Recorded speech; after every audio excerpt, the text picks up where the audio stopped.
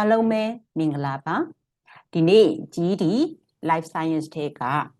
cell အကြောင်းเนาะအဲ့တော့ cell အကြောင်းမှာအဓိက cell ရဲ့ structure တွေ function ပြီးတော့သူရဲ့ components ပြီးရင်ဒီ cell ကို base လုပ်ပြီးတဲ့အခါကျတော့တို့တွေသိထားရမယ်level of organization အကြောင်းတွေကိုပြောပြပေးသွားမှာဖြစ်ပါတယ်အဲ့ဆိုစမယ်เนาะ Okay အဲ့တော့ပထမဆုံးအနေနဲ့တို့တွေကသူ့ရဲ့ structure တွေ function တွေကိုမသိခင်မှာအရင်ဆုံး cell ဆိုတာဘာလဲဒါလေးကိုသိဖို့လိုတယ်เนาะအဲ့တော့ cell ဆိုတာဘာလဲဟိုရင်တုန်းကဆိုရင် microscope တွေမပေါ်ခဲ့ခင်က cell ရဲ့အကြောင်းကိုဂဂနနမသိရအောင်เนาะနောက်ပိုင်းမှာဒီ microscope တွေတီထွင်မယ်တီထွင်လာပြီးတဲ့နောက်ပိုင်းမှာဒီ Hooke ဆိုတဲ့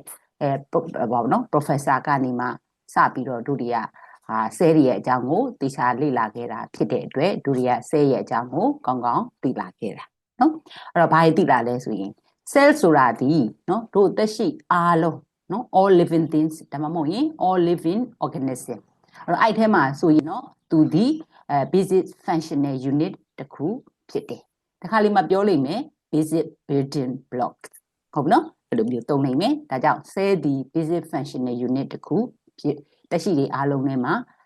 မရှိမဖြစ်ပါတဲ့အရာတစ်ခုဖြစ်တယ်ဟုတ်ပြီနော်ဟုတ်ပြီဒါဆိုရင်တို့တွေက cell ပါတဲ့ပုံသဏ္ဍာန်ပေါ်မှာနော်ပမာဏပေါ်မှာမူတည်ပြီးတော့အုပ်စုတွေတက်ရှိတွေကိုတို့ကအုပ်စုတွေခွဲလို့ရတယ်အဲ့ဒါဘာလဲဆိုရင်simplest organism ရဲ့ complex organism ဟုတ်နော်အဲ့တော့ simplest organism ဆိုတာဘာလဲလို့ပြောလို့ရှိရင်အဓိကက cell တစ်လုံးနဲ့ဖွဲ့စည်းထားရင်ဖွဲ့စည်းပုံဒီရိုးရှင်းတယ်ဟုတ်ပြီနော်အဲ့တော့ cell တစ်လုံးပဲဖွဲ့စည်းထားတာဖြစ်တဲ့အတွက်တစ်လုံးပဲရှိတာဖြစ်တဲ့အတွက်တက်ရှိတွေရဲ့လုပ်ငန်းဆောင်တာအားလုံးကိုအဲ့ cell တစ်လုံးကပဲအလုပ်လုပ်နေဒါကြောင့်သူ့ရဲ့ဖွဲ့စည်းပုံဒီရိုးရှင်းတယ်အဲ့လိုမျိုး single cell နဲ့ဖွဲ့စည်းထားတဲ့သတ္တဝါတွေတက်ရှိတွေအားလုံးကိုတို့တွေက simplest organism လို့ခေါ်တယ်ရမယ်နော်ဟုတ်ပြီအဲ့တော့ simplest organism ဆိုရင်နောက်တစ်မျိုးဘာလို့ခေါ်လို့ရလဲဆိုရင် single cell တစ်လုံးနဲ့ဖွဲ့စည်းထားတယ်လို့ပြောတဲ့အတွက်သူ့ကို unicellular uni ဆိုတာ one ပဲဟုတ်နော်အဲ့တော့ unicellular organism လို့လည်းခေါ်လို့ရတယ်အဲ့တော့ example အနေနဲ့ဒီ unicellular organism ကဘာတွေလဲပေါ့နော်အဲ့ဒါဆိုရင် bacteria တွေရဲ့ protozoa တွေရမယ်နော်နောက်တစ်ခုက complex organism အဲ့တော့ complex လို့ပြောတဲ့အခါမှာ cell ဒီတစ်လုံးနဲ့မဟုတ်တော့ဘူးအများကြီးပါတယ်ဘယ်လောက်ထိပါလဲဆိုရင် millions of cell เนาะတန်ပေါင်းများစွာပါတယ်ဒါဆိုရင်ဖွဲ့စည်းပုံကဘာဖြစ်သွားမလို့ရှုပ်ထွေးမယ်အဲ့လိုရှုပ်ထွေးတယ်ဆိုရင်သူ့ကိုတို့ကဘာလို့ခေါ်လဲဆိုရင် complex organism လို့ခေါ်တယ်ဟုတ်နော်အဲ့လိုဆို cell တွေအများကြီးနဲ့ဖွဲ့စည်းထားတာဖြစ်တဲ့အတွက်သူ့ကိုတို့ကဘာလို့ခေါ်လို့ရလဲဆိုရင် multicellular organism လို့ခေါ်လို့ရတယ်ဟုတ်ပြီဒါဆိုရင်တို့တွေ example အနေနဲ့ပြောကြည့်အောင်ဘာတွေဖြစ်မလဲ multicellular organism ကဟုတ်တယ် plants တွေ animals တွေရမယ်နော်ဟုတ်ပြီအဲ့လို multicellular organism တွေဒီနော်သူတို့မှာက cell တွေဒီဘယ်လောက်ထိပါလဲဆိုရင်မတူညီသော cell အမျိုးအစားတွေမတူညီသော different structure တွေနော်မတူညီတဲ့ structure တွေအများကြီးပါတယ်ဘယ်လောက်ထိပါအောင်ရချီပြီးပါတယ်ဒါကြောင့်မို့လို့ multicellular organism လို့ပြောလိုက်တာနဲ့နော် different types of cell with different structure အများကြီးပါတယ်အဲ့ဒါမှတ်ထားရမယ်သိထားရမယ်ရမယ်နော် okay အဲ့တော့အဲ့လို multicellular organism တွေဒီသူတို့မှာ cell ရဲ့အမျိုးအစားကလည်းမတူညီဘူး structure ကလည်းမတူဘူးအဲ့လိုမျိုးမတူညီတဲ့ structure မတူသောအမျိုးအစားမတူသော cell တွေလို့ပြောတာဖြစ်တဲ့အတွက်အဲ့ဒီရဲ့ cell တွေဒီ specialize နော်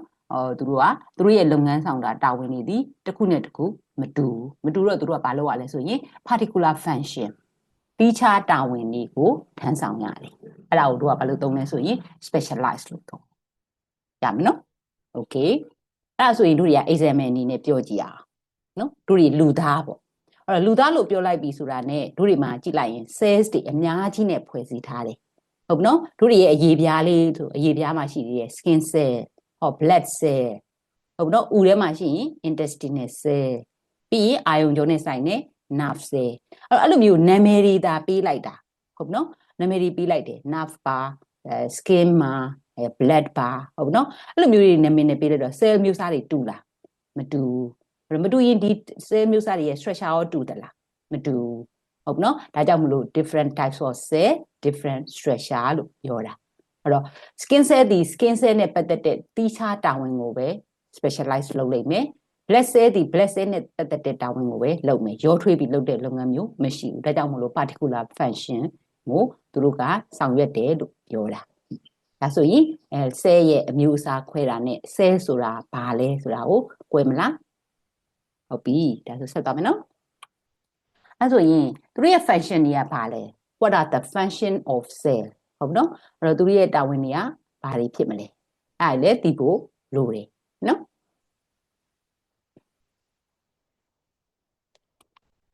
အဲ့တော့ရှေ့မှာတော့ပြောခဲ့တယ်cell မှာမတူညီတဲ့cell မျိုးစားတွေနဲ့ဖွဲ့စည်းထားတယ်မတူညီတဲ့ structure တွေနဲ့ဖွဲ့စည်းထားတယ်ဆိုရင်အဲဆိုတို့ကသက်ရှိအုပ်စုကိုပြန်စဉ်းစားကြည့်မယ်ဟုတ်နော်အဲ့တော့ different organism ပဲဖြစ်ဖြစ် same organism ပဲဖြစ်ဖြစ်အဲ့တော့တို့မှာရှိနေတဲ့ cell တွေဒီဟုတ်နော်ဘာတွေမတူကြတော့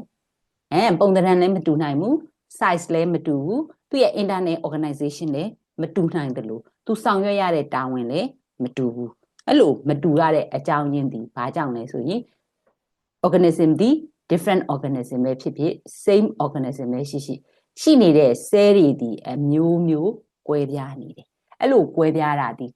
ဘာကြောင့်ကွဲပြားလဲဆိုရင်ဒီလို physical နဲ့ internal structure တွေကွာခြားလို့ရမယ်နော်အဲ့ဆိုရင် cell ရဲ့ function ဒီသူ့ရဲ့ဒီ physical features တွေပေါ်မှာ influence ဖြစ်တယ်ဟုတ်နော်အဲ့ပေါ်မှာမူတည်ပြီးတော့မှသူ့ရဲ့တာဝန်တွေကဘာဖြစ်သွားမှာတော့ကွဲသွားမှာဟုတ်နော်ဒါဆိုရင်အဲ့ဒီ cell ရဲ့ shape cell ရဲ့ structure diversify နော်မျိုးကွဲရင်အဲ့ဒီမျိုးကွဲခြင်းဒီ reflect ဖြစ်တယ်ဘယ်ပေါ်သွားပြီးဖြစ်ဆိုရင်သူ့ရဲ့မတူညီတဲ့ function ကိုသွားပြီးတော့ reflect ဖြစ်တယ်အဲ့တော့ပြောချင်တာက shape နဲ့ structure မတူရင်သူဆောင်ရွက်ရတဲ့ function လည်းမတူနိုင်ဘူးကွဲပြားမယ်လို့ပြောတာရမလား okay အဲ့တော့ဒါကြောင့်မို့လို့မှတ်ထားရမှာက different type of cells တွေဒီ specialize ဖြစ်ပါတယ်ဘယ်အတွက်လဲကိုယ့်ရဲ့ခန္ဓာကိုယ်ထဲမှာ different function အတွက် different types of cell ဒီ specialize ဖြစ်ပါတယ်ဆိုတာကိုကမှတ်ထားရမယ်ရမယ်နော် okay ဆက်သွားပြီအဲ့တော့ cell အလုံးမှာဒါကြောင့်မို့လို့အမြဲတမ်းဘာတွေရှိနေဆိုရင် certain function တိကျတဲ့လုပ်ငန်းတာဝန်တွေသူတို့မှာရှိပြီးသားဟုတ်နော်အဲဒါကြောင့်မို့ရှင်းတော့ပြောခဲ့တယ် skin cell က skin cell နဲ့ပတ်သက်တဲ့တာဝန်ပဲလုပ်ရမယ် blood cell က blood cell နဲ့ပတ်သက်တဲ့တာဝန်ကိုပဲလုပ်နိုင်တယ်သူတို့ဒီရောထွေးပြီးတော့လုပ်တဲ့အလုပ်မျိုးမရှိဘူးဆိုတာကိုပြောပြခဲ့တာဟုတ်ပြီနော်ဟုတ်ပြီဒီထဲမှာ cell နဲ့ပတ်သက်ပြီးနောက်ထပ်တစ်မျိုးသိရမှာဘာလဲဆိုရင် cell ထဲမှာမရှိမဖြစ်လုပ်ရတဲ့လုပ်ငန်းတာဝန်တွေရှိတယ်အဲ့ဒါကဘာလဲဆိုရင် metabolism metabolism ဆိုတာကတကယ်တော့ chemical reaction ပဲဟုတ်နော် chemical reaction ဆိုတော့တို့တွေကအစာစားလိုက်တယ်စားလိုက်တဲ့အစာကနေတို့ကဘာရတော့ energy ရတယ်အဲ့ energy ကိုတို့ကသုံးပြီးတော့မှခန္ဓာကိုယ်ထဲမှာဇီဝရုပ်ဖြစ်ပျက်တဲ့လုပ်ငန်းစဉ်အားလုံး reaction အားလုံးကိုဆောင်ရွက်ရတယ်ဟုတ်နော်အဲ့တော့ metabolism မှာတို့ကပိုင်းကြည့်မယ်ဆိုရင် two parts အစိတ်ပိုင်းနှစ်ပိုင်းတွေ့ရမယ်အဲ့တော့ပထမတစ်ပိုင်းကဘာလဲဆိုရင်ပထမဆုံးသူ့ရဲ့ reaction series မှာနော်ဘာလုပ်ရလဲဆိုရင်food molecule လို့ခေါ်တဲ့တို့တွေအစာစားလိုက်တယ်အစာစားလိုက်တော့တို့တွေစီမှာဘာရတော့ food molecule တွေရသွားအဲ့ဒီ food molecule ကနေသူကဘာလုပ်တော့ဆိုရင် energy ကိုထုတ်ယူတဲ့ reaction ဟုတ်နော်ပြီးရင်သူကဘာပြောင်းပြရလဲဆိုရင်အဲ့ဒီထုတ်ယူထားတဲ့ energy ကိုသူကအဲ့ဒီ cell တွေအသုံးပြုလို့ရတဲ့အဆင့်အထိ energy ကိုအသွင်ပြောင်းပြရတယ်ဟုတ်နော်ပထမတစ်ချက်ပြန်ပြောမယ်နော်food molecule ကနေ energy ထုတ်မယ်ထုတ်ထားတဲ့ energy ကတစ်ခါလေးမှဓာတ်ရိုက်သုံးလို့မရဘူးမရတဲ့အတွက်သုံးလို့ရတဲ့ပုံစံအထိကိုသူကဘာဖြစ်ပေးရတော့ပြောင်းပေးရတဲ့ reaction series ဒါပထမတစ်ခါဖြစ်မယ်ဟုတ်နော်အဲ့ဒါပြီးသွားရင် second series အနေနဲ့ကဘာလုပ်ရလဲဆိုရင်အဲ့ဒီ energy တွေကိုသူကသုံးပြီးတော့ခါကြတော့သူက fuel process တွေလုပ်ရတယ်အဲ့ fuel process လုပ်တယ်ဆိုတာအဓိကဘာလုပ်ရတာလဲဆိုရင် protein တွေတိဆောက်တဲ့ reaction ကိုလုပ်ရတယ်အဲ့တော့ energy ကိုလောင်ကျွမ်းခြင်းဖြင့် energy ကိုသုံးပြီးတော့ protein တိဆောက်တဲ့အလုပ်တွေကိုလုပ်ရတယ်အဲ့ဒါဒီနှစ်ဆင့်ဒီဘာလဲဆိုရင် metabolism ဒါဆိုရင်ကွယ်မလားဟုတ်ပြီဆက်သွားမယ်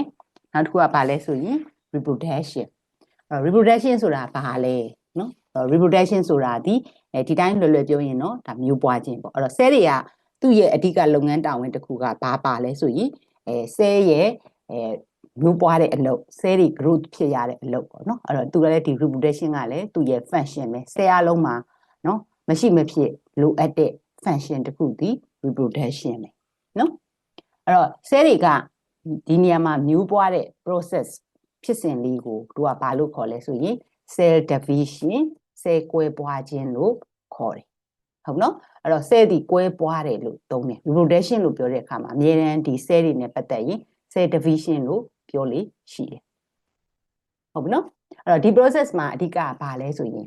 cell လေးတစ်လုံးနော်အဲ့တော့ cell လေးတစ်လုံးကနေစပြီးတော့သူ cell ကွဲပွားမယ်ဆိုရင်မူလ cell လေးပေါ့နော်မူလ cell လေးကို pre-existing cell လို့ပြောတယ်အဲ့ဒီ cell လေးတစ်လုံးကနေသူကဘာဖြစ်တော့နှလုံးကွဲတယ်ဟုတ်ပြီနော်အဲ့တော့အဲ့လိုကွဲလိုက်တဲ့အခါမှာဒီစပြီးတော့ pre-existing cell လေးကိုသူကဘာ cell လို့ခေါ်လဲဆိုရင် parent cell လို့ခေါ်တယ်ရလာတဲ့ cell လေးနှလုံးဒီ parent cell နဲ့ထပ်တူညီတယ်ဒါကြောင့် identical ဟုတ်ပြီနော်အဲ့တော့ရလာတဲ့ cell အသစ်ကလေးနှလုံးကိုသူကဘာလို့ခေါ်လဲ daughter cell လို့ခေါ်တယ်ဒါကြောင့်မလို့ parent cell ဒီ daughter cell နဲ့ရှင်းကြည့်မယ်ဆိုရင် daughter cell လေးနှလုံးဒီ parent cell နဲ့ identical ဖြစ်တဲ့ cell လေးနှလုံးအဖြစ်ကိုကွဲပွားနိုင်တယ်အဲ့ဒါကိုသူကဘာလို့ခေါ်တာလဲ cell division လို့ခေါ်တာဒါမယ်နော်ဒီမှာကြည့် parent cell လေးဟုတ်နော် cell လေးရဲ့သူ့ရဲ့ processing တိုင်းသူသွားတယ်အဲ့တော့ cell လေးနှလုံးကွဲသွားတယ်ကွဲလာတဲ့မူလ cell လေး pre-existing cell ကို parent cell ခေါ်မယ်ရလာတဲ့ cell လေးကို daughter cell လို့ခေါ်မယ်အဲ့ဒီရလာတဲ့ daughter cell လေးဒီမိခင် parent cell နဲ့တစ်ထပ်တည်းတူတာဖြစ်တဲ့အတွက်ရမှာဒီ two identical daughter cell ဒါဆိုနားလည်မလား cell division ကြောင့်ဟုတ်ပြီဆက်သွားမယ်ဟုတ်နော်အဲ့တော့ cell component နဲ့ပတ်သက်ရင်ဒီ website လေးမှာသွားပြီးတော့ဒီ 3D လေးနဲ့ကြည့်လို့ရတယ်နော် okay ဒါဆိုရင်တို့ဒီ cell component အကြောင်းကိုဆက်သွားရအောင်နော်အဲ့တော့ cell တွေမှာplant cell ပဲဖြစ်ဖြစ် animal cell ပဲဖြစ်ဖြစ်နော် prokaryotic cell ပဲဖြစ်ဖြစ် eukaryotic cell ပဲဖြစ်ဖြစ် cell ရဲ့ features တွေရှိတယ်အဲ့တော့ cell ရဲ့ features ကဘာလဲဆိုရင်အပြင်ဘက်ကနေလာရင်သူဒီ cell membrane ဟုတ်နော်အတွင်းထဲကိုဝင်လာရင်ဒီပြပြလေးဒီ cytoplasm ပြီးရင်သူထဲမှာ nucleus ပါမပါနော်ထဲမှာပါမလဲဆိုရင် genetic materials DNA လို့ခေါ်တဲ့ genetic materials တွေပါမယ်ပြီးရင် protein ထုတ်လုပ်ပေးမယ် ribosome လေးပါမယ်ဒီ၄ခုဒီ cell လို့ပြောလိုက်တာ ਨੇ တွေ့ရမယ် cell ရဲ့ features တွေတခါတလေမှာ genetic material DNA ပါတော့ genetic material လို့မပြောချင်ရင်သူက chromosome လို့ပြောလိုက်မယ်တူတူပဲဟုတ်နော် okay အဲဆိုရင်သူဆက်ကြည့်ရအောင်နော်အဲ့တော့ cell membrane အဲ့တော့ cell membrane ဆိုတာလေးကဘာလဲအဲ့တော့ cell membrane ဆိုတာအမြှေပါလေးပဲဟုတ်နော်အဲ့တော့သူဒီ semi permeable လေးပဲတစ်ဖက်ဝင်တစ်ဖက်စိမ့်ဝင်တဲ့အမြှေပါလေးနော်အဲ့ဒါလေးကိုတို့ကဘာလို့ခေါ်တော့ cell membrane လို့ခေါ်တယ်ရမယ်နော် okay အဲ့တော့ cell membrane ရဲ့တာဝန်ကဘာလုပ်ပေးရတာလဲဆိုရင် तू ကသူ့ရဲကို semi permeable membrane လို့ပြောတာဖြစ်တဲ့အတွက်ဘာနော်ရေတို့နော်ရေတို့အဆီတို့မှာပျော်ဝင်နိုင်တဲ့ molecules တွေပြီးရင် oxygen လိုမျိုး small molecules တွေကိုတော့ तू ကဖြတ်တန်းခွင့်ပြုတယ် protein လိုမျိုး large molecule တွေဆိုရင်တော့ तू ကဖြတ်တန်းခွင့်မပြုဘူးဒါသူ့ရဲ့ function နော်ဟုတ်ပြီနောက်တစ်ခု cytoplasm အဲ့တော့ cytoplasm ဆိုတာဘာလဲဆိုရင် semi fluid နော်သူက jelly like substance လေးပဲအဲ့တော့သူ့ထဲမှာဘာလုပ်နေအောင်သူကနေရာတစ်ခုတွဲနော်နေရာဆိုတာ site ပေါ့နေရာတစ်ခုအဖြစ်သူကဖန်တီးပေးတယ်အဲ့တော့ဘာလို့နေရာတစ်ခုဖြစ်ဖန်တီးပေးတာလဲဆိုရင်သူ့ထဲမှာဘာတွေပါလဲဆိုရင် incarnate လို့ခေါ်တဲ့ organelles တွေအများကြီးဒီထဲမှာပါတယ်ဟုတ်ပြီနော်ဟောဒါတွေပဲ incarnates တွေကနော် nucleus တို့နော် endoplasmic reticulum တို့Golgi apparatus body ဟုတ်ပြီနော် mitochondrion centrosome lysosome ribosome ဒါတွေအားလုံးဒီဘာတွေလဲဆိုရင်တို့တွေက cell ရဲ့ organelles တွေပဲဟုတ်ပြီနော်အဲ့တော့ cell ရဲ့ organelles တွေဟုတ်ပြီအဲ့တော့ဆက်ကြည့်မယ်နော်အဲ့တော့ ribosome ဆိုတာဘာလဲဆိုရင်ဒီ gene ရဲ့ညွှန်ကြားချက်အတိုင်းပဲသူက protein ထုတ်လုပ်ပေးရတာဟုတ်နော်ဒီ genetic materials မှာသူက protein ကိုဘာလို့ပုံစံထုတ်ရမယ်ဆိုတဲ့နော်ညွှန်ကြားချက် instruction ပါပြီးတာ အဲ့ဒီ instruction အတိုင်းသူကဘာလုပ်ပြရတော့ protein လုပ်ပြရတယ်ribosome နော်အဲ့တော့ ribosome ကိုသူကထုတ်ပြအောင်ဆို nucleus ကထုတ်ပြတာအဲ့တော့ nucleus ကသူထုတ်ပြလိုက်တဲ့ ribosome ကိုသူက protein ဘာလို့ထုတ်လိုက်ပါဆိုတဲ့ instruction ပေးလိုက်ရင် ribosome ကသူ့ရဲ့ညွှန်ကြားချက်အတိုင်းပဲနော် instruction အတိုင်းပဲဘာလုပ်ပြရတော့ protein ထုတ်လုပ်ပြရတယ်နော်နောက်တစ်ခုကသူကတော့ဒီ prokaryotic cell လား eukaryotic cell လားဟိုမှာမူတည်ပြီးတဲ့အခါကျတော့သူကဘာကွာလဲဆိုရင်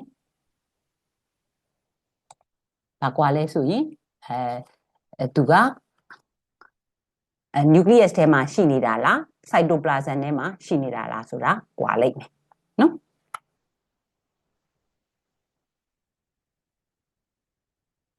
နောက်တစ်ခုကဘာလဲဆိုရင်ဒီထဲမှာဒီ DNA ဒီနော် DNA molecule ရဲ့အရှည်ဒီမီတာနဲ့ပြောရင် 1.8 မီတာရှည်တယ်ပေနဲ့ပြောရင်တော့ 5.9 နော်ပေလောက်ထိရှည်တယ်အဲ့တော့6လက်မနီးပါ6ပေနီးပါရှည်တယ်ဒီလောက်ရှည်တဲ့ DNA new molecule ကြီးကိုဒီ nucleus လေးထဲမှာဘယ်လိုရှိအောင်ဝင်ဆက်အောင်လုပ်ထားနိုင်တယ်လဲနော်အဲ့တော့ဝင်ဆက်အောင်လုပ်တဲ့အကြောင်းဒီလိုမျိုးနော်သူကဒီDNA ကျိုးမြင်လေးอ่ะလိုက်တယ်အဲ့တော့ရစ်ပတ်တဲ့ပုံစံက DNA ကျိုးမြင်ကဒီ histone လေးကိုနှစ်ခါရစ်တယ်နှစ်ခါရစ်ပြီးအဲ့ရစ်ခွေထားတဲ့ဒီရှစ်လုံးစည်းနော် histone ရှစ်လုံးစည်းကိုနှစ်ခါရစ်ပြီးတော့သူခွေခောက်ပြီးတော့သူကဘာလို့တော့ဒီ nucleus ထဲမှာရှိနေနိုင်တယ်အဲ့လိုမျိုးသူက nucleus ထဲမှာ protein histone protein ကိုနော်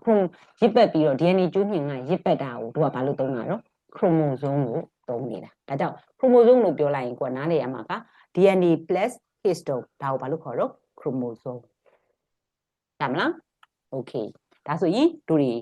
သူ့ရဲ့ပုံသဏ္ဍာန်ကိုဆက်ကြည့်အောင်เนาะတခါလေးဒီမှာ function မှာထည့်ပြောမယ်เนาะ okay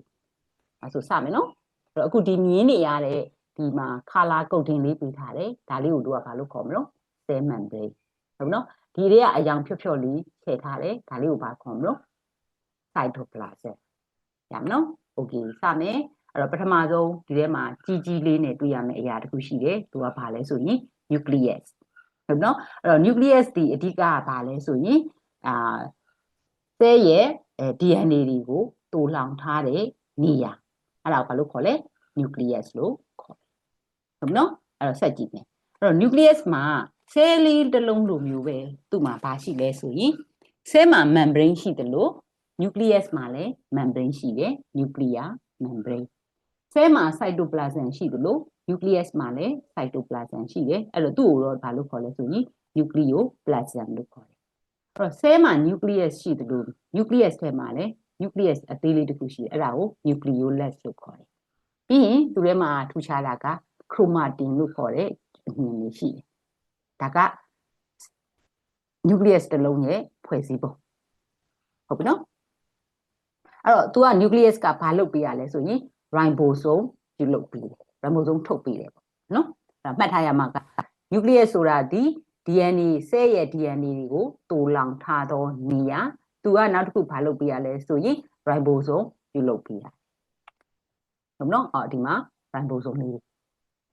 ribosome တွေကတိတိလေးနဲ့အများကြီးရှိတယ်ဟုတ်နော်အဲ့တော့ ribosome ကိုဆက်ကြည့်မယ်အဲ့တော့ ribosome ကဘာလုပ်ပေးရလဲဆိုရင်ဒီ DNA ကညွှန်ကြားလိုက်တဲ့အတိုင်း protein ပြုလုပ်ပေးရတယ်ဟုတ်ပြီနော်နောက်တစ်ခုဆက်သွားမယ်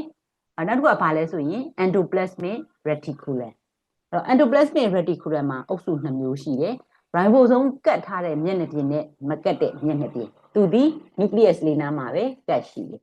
ဟုတ်နော်အဲ့တော့ ribosome ကတ်ရင်သူ့ရဲ့မျက်နှာပြင်ကကျန်းတာဖြစ်တဲ့အတွက် rough ER လို့ခေါ်တယ်မကတ်ရင် smooth ER ဘယ်နားမှာရှိတော့nucleus နဲ့ကပ်ရက်ကလေးရှိတယ်ဟုတ်နော်အဲ့တော့နောက်တစ်ခုကကြတော့ Golgi body တခါလေးမှာ apparatus လို့ခေါ်လိုက်မယ်အဲ့တော့သူဒီ ER ရဲ့ကပ်ရက် nucleus နဲ့ကပ်ရက်ဆိုတဲ့နေရာမျိုးမှာနေရတယ်ရှိရတယ်ဟောသူကဘာလုပ်ပေးလဲဆိုရင် ribosome ကထုတ်လိုက်တဲ့ protein တွေကိုသူက packaging လုပ်ပေးရတယ်ဟုတ်နော် ribosome ကထုတ်ပေးတဲ့ protein တွေကို packaging လုပ်ပေးရတယ်ပြီးရင်သူဘာထုတ်ပေးရလဲဆိုရင် lysosome ထုတ်ပေးရတယ်ဟုတ်နော် lysosome ထုတ်ပေးတယ်ခဏမှတ်ထားမယ်နောက်တစ်ခုက mitochondrion အများဆိုရင်တော့ chondria ပေါ့နော်အဲ့တော့ तू ကတော့ဘာလုပ်ပေးရလဲဆိုရင်သူက ဆဲရဲ့ metabolism ပြုလုပ်ပြီးတဲ့နေရာနော်နောက်တစ်မျိုးသူ့ကိုပြောလို့ရှိရင်သူ့နေရာမှာတို့တွေက cellular respiration လုပ်တဲ့နေရာဒါကြောင့်သူ့ကို power house လို့ခေါ်တာ energy ထုတ်ပေးတဲ့နေရာကြီးပေါ့နော်အဲ့လိုမျိုးနောက်တစ်ခုက lysosome ကိုသူကထုတ်ပေးလဲဆိုရင် Golgi body ကထုတ်ပေးတာဟုတ်နော်အဲ့တော့ lysosome ကဘာလုပ်ရလဲ lysosome ရဲ့တာဝန်ဒီသူကဒီထဲမှာဆဲထဲမှာပဲဖြစ်ဖြစ်ဆဲတစ်ခုလုံးပဲဖြစ်ဖြစ်နော်ဆဲထဲမှာနော်ဒီ old organelles လို့ခေါ်တဲ့နော်နည်းနည်းသုံးလို့မရတော့တဲ့ organelles လေးတွေ organelles လေးတွေရှိနေဆဲကြီးတစ်ခုလုံးဒီပဲဖြစ်ဖြစ်ပေါ့နော်အဲ့တော့ကိုကမလိုချင်တဲ့အရာတွေရှိလာခဲ့ရင်အဲ့အရာတွေအားလုံးကိုခြေဖြတ်ပေးရတာ lysosome ဟုတ်နော်နောက်တစ်ခုက centrosome အဲ့တော့ centrosome ကကြတော့ဘယ်လိုလုပ်ပြရလဲဆိုရင် centrosome ကသူဒီ nucleus လေးကွဲခံဒီအချိန်ကြလို့ရှိရင်ဒီ centrosome ရဲ့ဒီဟိုဘေးမှာဘာတွေထွက်လာလဲဆိုရင် microtubules တွေက spinal ပုံစံမျိုးတွေအနေနဲ့ဒီ centrosome ထဲကနေထွက်လာတယ်အဲ့လိုထွက်လာပြီဆိုရင်သိကြပြီဒါက nucleus ကွဲတော့မယ်ဆိုတာသိနိုင်တယ်ရမနော်ဒါလေးတွေက microtubules လေးတွေဟုတ်နော်နောက်တစ်ခုက vacuole အဲ့တော့ဒီထဲမှာတော့ vacuole ကပါတော့ပါတယ်ခက်သေးသေးပဲပါတယ်ဟုတ်ပြီဒါဆိုရင်အခုထိပြောသွားလိုက်တယ်ဆိုရင်ဒီ cell လေးဒီဘာ cell လေးဖြစ်မယ်လို့ထင်လဲ plant cell animal cell အဲ့ဒီဟာမပြောခင်မှာ prokaryotic လား eukaryotic လား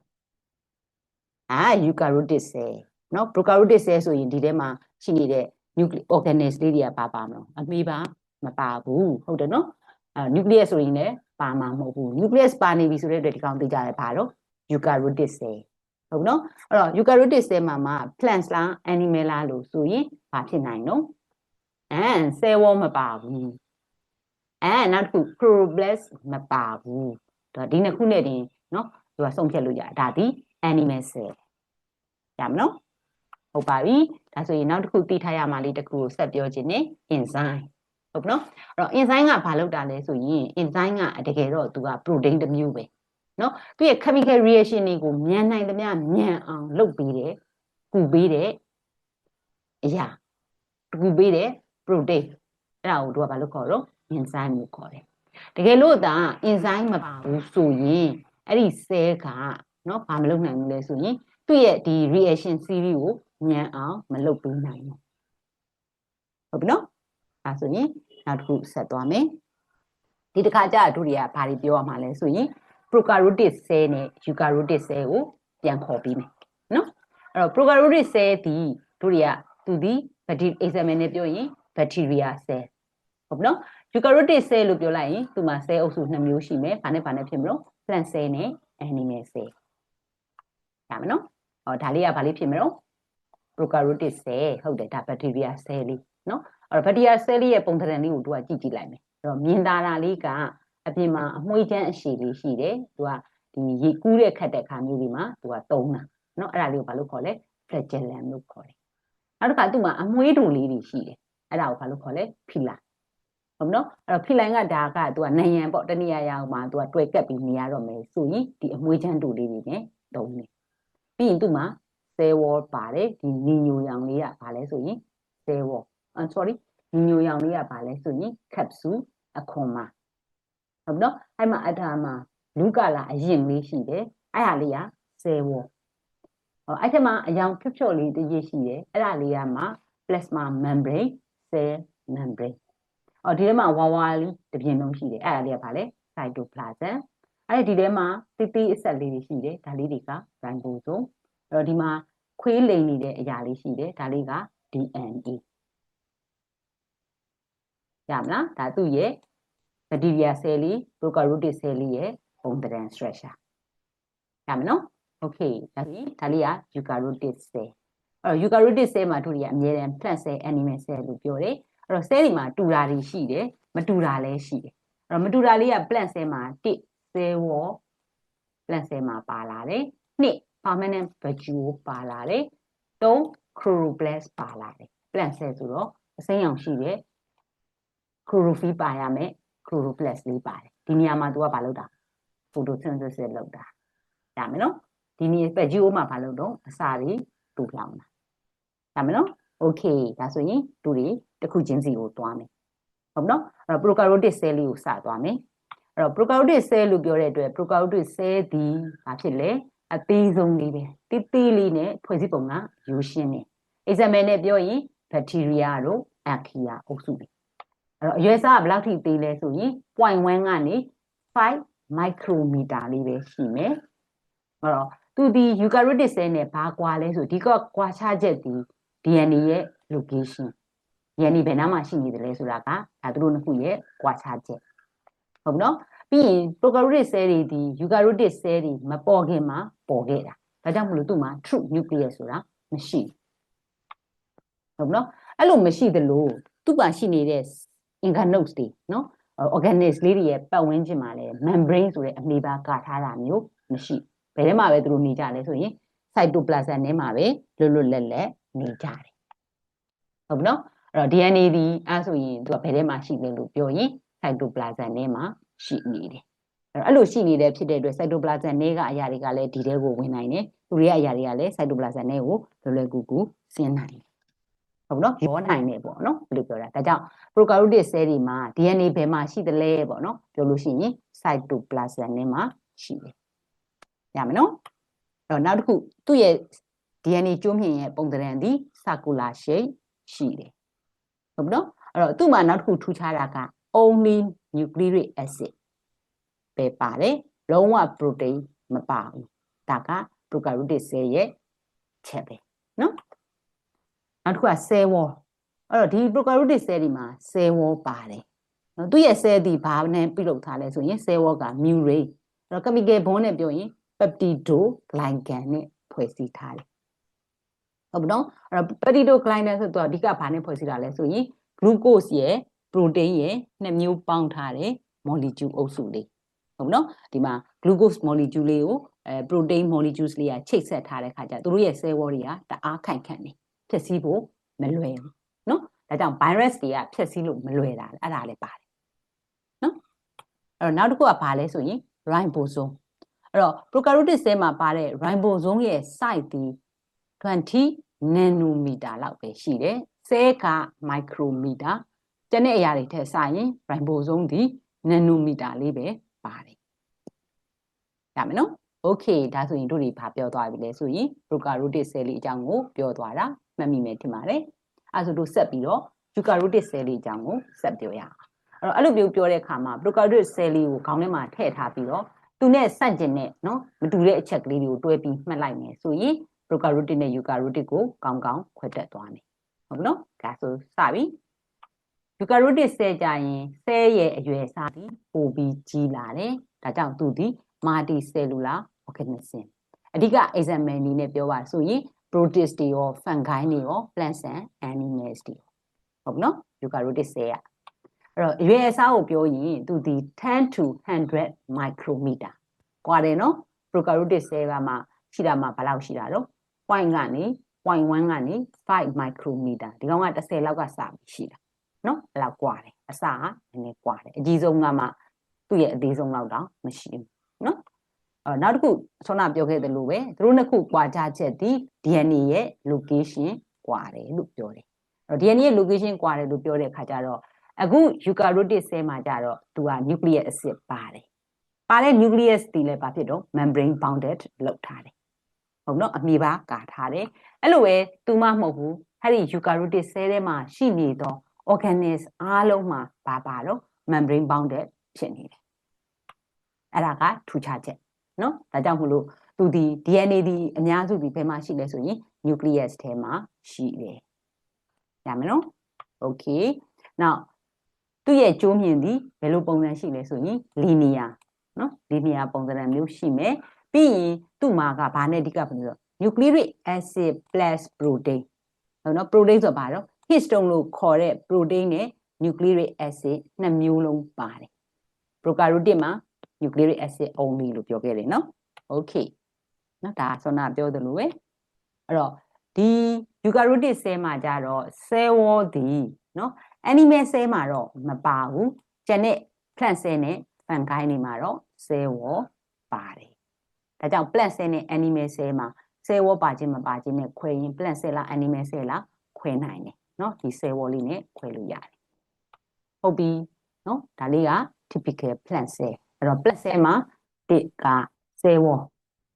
ဟုတ်နော်အဲ့တော့ cell wall ပါနေတယ်အဲ့တော့ plant cell ရဲ့ cell wall ဒီဘာနဲ့ပြုလုပ်ထားလဲဆိုရင် cellulose cell wall fungi တွေဆိုရင် chitin နဲ့ပြုလုပ်ထားတယ်ဟုတ်နော်အဲ့တော့ तू ကဘာလုပ်တာလဲဆိုရင် cell ရဲ့နော်သူ့ရဲ့ shape လေးပေါ့နော် shape လေးကို तू ကဘာလုပ်ပေးတာနော်ကာကွယ်ပေးထားတာ cell wall ကဟုတ်နော်နောက်တစ်ခုက chloroplast အဲ့တော့ chloroplast ဒီဘာလုပ်ရတဲ့နေရာလဲဆိုအဲ့ထဲမှာ chlorophyll ရှိတယ် chlorophyll ဆိုတော့ green color စိမ်းရောင်အဲ့တော့ဒီအစိမ်းရောင်က light energy ကိုယူပြီးတော့ तू ဘာလုပ်နိုင်လို့ဆိုရင်အစာချက်နိုင်တယ်အဲကြောင့်မလို့ photosynthesis လုပ်နိုင်တဲ့နေရာလို့ပြောတာရမယ်နော်နောက်တစ်ခုက permanent vacuole တော့ vacuole ကြီးကဒီ cell wall ထဲမှာဆိုနေရာတော်တော်များများယူထားတယ်ဒါကြောင့်မို့ permanent vacuole large vacuole လို့ခေါ်တာဟုတ်ပြီနော်အဲ့တော့သူထဲမှာဘာတွေတူလောင်ထားနိုင်လဲဆိုရင်ရေတို့နော် nutrient တို့နော်တခြားwaste တွေတို့နော်တခြားအရာဝတ္ထုအလုံးဒီ vacuole ထဲမှာတူလောင်ထားနိုင်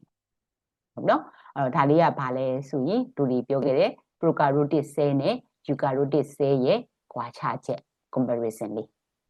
ရမယ်နော်မှတ်မိမယ်အဲဆိုရင်ဆက်သွားမယ်နော်အဲ့တော့နောက်တစ်ပိုင်းကတို့တွေကဘာပြောပြမှာလဲဆိုရင် level of organization level of organization ဆိုတော့ cell ဒီအသေးငယ်ဆုံးသော unit ဖြစ်နေတယ်ဒါဆိုရင်သူ့ရဲ့basic အခြေခံကြတဲ့ unit တစ်ခုလည်းဖြစ်တယ်သူကနေတို့တွေဘာတွေပြောင်းလာနိုင်တယ်လဲသူ့ရဲ့ level အဆင့်ကိုသူကသိဖို့လိုတယ်နော်အဲ့ဒါလေးကိုဆက်သွားမယ်အဲ့တော့အဲ့ဒါကိုမသွားခင်မှာအရင်ဆုံးသိရမယ့်အချက်တစ်ခုရှိတယ်အဲ့ဒါကဘာလဲဆိုရင် cell theory အဲ့တော့ cell theory ကဘာတွေပြောထားတယ်လဲဟုတ်နော်အဲ့တော့ cell theory မှာတို့တွေကသိရမယ့်အချက်ရှိတယ်အဲ့ဒါကဘယ်တစ်ပိုင်းလဲဆိုရင်၃ပိုင်းအဲ့တော့ပထမတစ်ချက်ကဘာလဲဆိုရင်သက်ရှိအားလုံးဒီ cell တစ်လုံးဒါမှမဟုတ်ရင်အများကြီးနဲ့ဖွဲ့စည်းထားတယ်ပြီးရင် cell ဆိုတာဒီ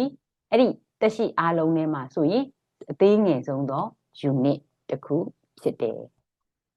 ပြီးရင် cell တွေဒီနော် new cell လေးတွေဖြစ်လာတယ်ဆိုတာဒီငကိုရှိပြီးသား pre-existing cell ကနေပဲ cell ကွဲပွားခြင်းနဲ့ပဲရလာတာဒီအချက်၃ချက်ကိုသိထားမယ်ဆိုရင်သူက cell ရဲ့အကြောင်းကိုကောင်းကောင်းနားလည်သွားမယ်နော် okay အဲဆိုရင်သူကသူ့ရဲ့ specialize တွေကိုစကြည့်ရအောင်နော်ထားမယ်နော် okay အဲ့တော့ cell တွေမှာမတူညီတဲ့အမျိုးအစားတွေအများကြီးရှိတယ်အဲ့လိုမျိုးရှိတာဖြစ်တဲ့အတွက်ဒီမတူညီတဲ့အမျိုးအစားတစ်ခုချင်းစီမှာသူက different job နော်သူရဲ့တိကျတာဝန်တွေရှိတယ်ဒါကြောင့် cell ရဲ့အမျိုးအစားတစ်ခုတိုင်းဒီသူ့ရဲ့ particular job အတွက် specialize လုပ်ရတယ်ဖြစ်နေရတယ်နော်နောက်မို့အဲ့လိုမျိုး cell specialize ဖြစ်နေတဲ့ cell အုပ်စုလေးကအတူတကွအလုပ်ဆောင်လိုက်ရင် cells ကနေဘာဖြစ်သွားလဲဆိုရင် tissue ဖြစ်သွားတယ်အဲ့တော့ specialized cell မို့လို့ specialized tissue ရမလား okay ဒါဆိုရင်တို့ရစကြည့်အဲ့တော့ specialized tissue ဒါဆိုရင် tissue မှာသူကအုပ်စု၄ခုရှိတယ်အဲ့ဒါကိုကြည့်မယ်အဲ့ဒါဘာလဲဆိုရင် connective tissue epithelial tissue muscle tissue နဲ့ nervous tissue ဆိုပြီးတော့အုပ်စု၄မျိုးရှိတယ်ဟုတ်နော်အဲ့တော့တစ်ခုချင်းစီကိုတို့နည်းနည်းချင်းပြန်ပြောမယ်နော်အဲ့တော့ connective tissue ဆိုတာကအဓိကဘာလဲဆိုရင်နော်သူက support လုပ်ပေးရတယ် binding လုပ်ပေးရတယ်အဓိက example ဘာတွေတုံးဆိုသူ bone လို့ခေါ်တဲ့အယိုးတွေ cartilage အယိုးနုတွေ blood လို့ခေါ်တဲ့သွေးအုပ်စုတွေဒါတွေဒီ connective tissue တွေပဲဟုတ်နော်နောက် epithelial နောက် epithelial လို့ပြောတဲ့အတွက် epi ဆိုတာအပအဲ့တော့အဖုံးအကာပေါ့နော်အဲ့ဒါဆိုတို့ကဘာလို့မြင်ကြလဲဆိုရင်အရေပြားကိုအရင်ဆုံးပြီးမြင်တယ်မှန်ပါတယ်အရေပြားလည်းပါတယ်အတွင်းကလေးစာတွေထဲမှာလည်းပဲသူကဘာလုပ်ထားလဲဆိုရင် cover လုပ်ထားတဲ့အရာရှိတယ်အဲ့ဒါတွေကိုလည်းခေါ်တာ epithelial tissue ကနော်အရေပြားတစ်ခုလည်းမဟုတ်ဘူးနောက် muscle အဲ့တော့ muscle tissue ကိုတို့တွေကခွဲကြည့်မယ်ဆိုရင်နှလုံးနဲ့ဆိုင်ရင် cardiac muscle နော်အယိုးနဲ့ဆိုင်ရင် skeletal muscle နော်နောက်ပြီးရင် smooth muscle ဒါကိုယ်တွင်းအင်္ဂါလေးအနုလေးတွေမှာဆိုရင်နော်သူက smooth muscle နော်နောက်တစ်ခု nervous tissue ဟော nerve cell လေးတွေ nerve cell ဆိုဘာလဲတော့ neuron တွေသူ့ကိုကြည့်ကြသူကရှိနေတာကတော့အုံနောက်မှာရှိတာစတာဖြစ်ပေမဲ့လို့ခန္ဓာကိုယ်တစ်ခုလုံးရဲ့ရှေ့ပြားလက်ပြားတွေထိရောက်အောင်သွားတာဖြစ်တဲ့အတွက် သူဒီ long appendages ဘာလို့တော့တခုတည်းမှာသူကသတင်းတွေတည်ရတယ်ပြပို့တဲ့သတင်းတွေကိုတည်ရတယ်ပြီးပြန်ပြီးတော့ဘောနော် message ပြန်ပို့ပေးရတယ်ဒါကြောင့်မလို့သူဒီ long appendages လို့ပြောတာရမယ်နော် okay ဒါဆိုရင်တို့က level of organization ကိုကိုယ့်ရဲ့ခန္ဓာကိုယ်မှာရှိနေတဲ့အရာကိုတွားကြည့်ရအောင်နော်ဒါဆိုရင်စမယ်အဲ့တော့ cell လေးတွေကသက်ရှိအားလုံးထဲမှာဆိုရင် smallest unit မှတ်မိတယ်နော်အဲ့ဆိုရင်အဲ့ဒီ cell လေးတွေကအတူတကွစုပေါင်းပြီးအလုပ်လုပ်လိုက်မယ်ဆိုရင်ဘာဖြစ်သွားမလို့ cells ကနေ tissue ဟုတ်ပြီနော် okay အဲ့ဆို tissue လေးတွေကအတူတကွပေါင်းပြီးတော့အလုပ်လုပ်လိုက်မယ်ဆိုရင်သူကဘာလို့ခေါ်တော့ organs လို့ခေါ်တဲ့အင်္ဂါအဲ့တော့အဲ့ဒီအင်္ဂါလေးတွေက specialize ပေါ့နော်ပေါင်းလိုက်တယ်အဲ့လိုအင်္ဂါတွေပေါင်းလိုက်ရင်တို့ကဘာဖြစ်သွားလဲဆိုရင် system ဒါဆိုရင်တို့ရဲ့ခန္ဓာကိုယ်မှာမတူညီတဲ့ organ system တွေအများကြီးပေါင်းလိုက်ရင်တို့ဘာလေးဖြစ်လာလဲ organism လို့ခေါ်တဲ့သက်ရှိလေးဖြစ်လာတယ်ရမလား okay အဲ့ဆိုဆက်ကြည့်မယ်ဥပမာနော်အဲ့တော့ cardiac muscle cell ဒါဆိုရင် cell level cellular level နော်အဲ့တော့နှလုံးကြွက်သားကရှိတဲ့ cell လေးအဲ့တော့နှလုံးကြွက်သား cell လေးကပေါင်းပြီးတော့အလုပ်လုပ်လိုက်တယ် cardiac tissue ဒါဆိုရင် tissue level ဟုတ်နော်အဲ့တော့ cardiac tissue လေးတွေတို့ကပေါင်းလိုက်တဲ့အခါမှာ heart လို့ခေါ်တဲ့အင်္ဂါကြီးဖြစ်သွားတယ်ဒါက organ levels ဒါဆိုရင်တို့တွေကဒီမှာနှလုံးလေးရယ်သွေးလွှတ်ကြောနော်သွေးပြန်ကြောဒါတွေအားလုံးပေါ့နော်သွေးလက်ပတ်အဖွဲ့အစည်းမှာပါနေတဲ့အရာတွေအားလုံးပေါင်းလိုက်ရင်သူဒီသွေးလှည့်ပတ်အဖွဲ့အစည်းစနစ်ဖြစ်သွားပြီဖြစ်တဲ့အတွက် cardiovascular system ဒါဆိုရင် system level အဲ့လိုပဲခန္ဓာကိုယ်မှာနော် respiratory system reproductive system နော် digestive system nervous system အဲ့လိုမျိုးမတူညီတဲ့ system တွေပေါင်းလိုက်တဲ့အခါကျတော့တို့တွေဘာဖြစ်လာလဲ organism level ဖြစ်တဲ့ organism ဆိုတာကြီးဖြစ်လာတယ်နော်လူသားကြီးဖြစ်လာတယ်ဒါဆိုရင်တို့ရဲ့ level of organization ကိုနားလည်မယ်လို့ထင်တယ်ရမယ်နော် okay ဆက်သွားမယ်အဲ့တော့ကိုယ့်ရဲ့ခန္ဓာကိုယ်ကြီးကိုပြန်ကြည့်မယ်ကိုယ့်ရဲ့ခန္ဓာကိုယ်မှာမတူညီသော organ system တွေအများကြီးပါတယ်အဲ့တော့အဲ့ system တစ်ခုချင်းစီမှာလည်းပဲသူ့မှာတိကျအလုပ်တွေရှိပြီးသားနားလည်တယ်နော်အဲ့တော့အဲ့ဒီ system တွေကိုအကုန်အတူတကွပေါင်းပြီးအလုပ်လုပ်လိုက်တဲ့အတွက်ကြောင့်မို့လို့တို့လူသားဆိုတာလေးဖြစ်လာတယ်ဒါဆိုရင်တို့တွေက human body system ဘယ်နှခုလောက်ရှိမလဲအနည်းဆုံး17ခုလောက်ရှိတယ်နော်ဒီမှာပေးထားတယ်17ခုလောက်ရှိမယ်ဒါမနော် okay အဲ့တော့အဲ့17ခုလောက်ကနေပြီးတော့မှမတူညီတဲ့ system organ system တွေပေါင်းပြီးတော့လူသားဆိုတဲ့ခန္ဓာကိုယ်ကြီးဖြစ်လာတာဟုတ်ပြီအဲ့တော့အပြင်နှင်းမဟုတ်ဘူးတဝါတွေပါလည်းပဲသူ့ရဲ့ level of system level of organization ရှိပြီးသားအဲ့တော့အပြင်ပဲဖြစ်ဖြစ်တဝါပဲဖြစ်ဖြစ် cell ကနေစမယ် cell tissue organ system ကနေ organism ဆိုတဲ့သက်ရှိဖြစ်လာမယ်ဟုတ်ပြီနော်ဒါဆိုရင်ဒီနေ့ပြပြသွားတဲ့အကြောင်းအရာလေးတွေကိုနားလည်မယ်လို့ထင်ပါတယ်နောက်သင်ခန်းစာမှာပြန်ဆောင်ကြပါမယ်အားလုံးကိုကျေးဇူးတင်ပါတယ်